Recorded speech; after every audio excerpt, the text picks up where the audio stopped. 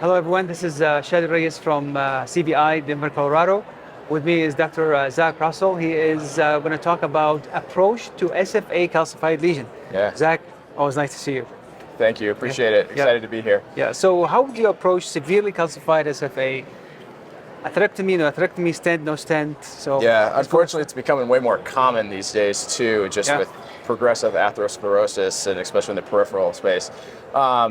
We used to think that, from being a cardiology background, we always think do no harm, vessel prep, and a lot of those things really apply as well as what we've learned. The beauty of the peripheral space too, though, is that we can be in the subintimal space and not pay as big of a price for that. And it changes our management some, but it opens up another opportunity compared to being in the coronary space. So I think I take my lessons that I've learned from interventional cardiology and bring those over to the peripheral space too. So it's all about whether I cross subintimal or in the true lumen, vessel prep is key. So if I can be in the true lumen, that's great because it keeps my options open. I can use atherectomy easier.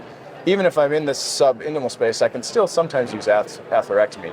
But prepping the vessel is key. And then I like to use drug-coated therapies as well, so balloons. And then really, I try not to stent if I can, but with heavily calcified disease, it's really kind of hard to avoid that.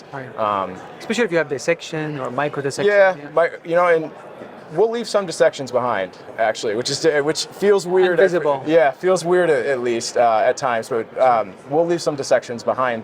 But the recoil with heavy popcorn calcium is very real, and so we have to use scaffolds pretty frequently. But with great vessel prep, we can get away not necessarily using aggressive scaffolding, or we can use way less metal than we would given the lesion length that we're treating. So if the lesion is like CTO or short segment CTO calcified, would the location of the blockage will determine your approach up and over versus POP or PDO? Absolutely. Yeah, so I have a low threshold for going retrograde. I usually don't go popliteal just for the feasibility of that with the patient, because if you're going to come retrograde from the contralateral common femoral to then have something on the anterior surface of the patient and then have to come posterior on a popliteal. But using tibial access is key and very helpful. And even sometimes if that lesion is more proximal in the superficial femoral artery, actually accessing the distal SFA in Hunter's Canal is relatively safe. And we can access with an 18 Cook needle, cross with a wire, at most put in a small microcatheter, which is less than 4 French. And once we get through, we can balloon tamponade that, and away we go. We don't necessarily have to cover that with a stent or anything afterwards, or worry about putting a stitch. And how do you close usually when you're getting out? Close if I use an alternative access. Good old manual pressure usually if I go through a tibial vessel. The beauty of the peripheral space too is if you do have a problem, you can put your finger on it a lot of times. So manual pressure. But if I use a distal superficial femoral access, I will balloon tamponade for about usually at least 3 minutes, usually more like 5 minutes, and I give a half dose of protamine, which again, something I can get away with in the peripheral space, not in the coronary space because of the caliber of the vessels.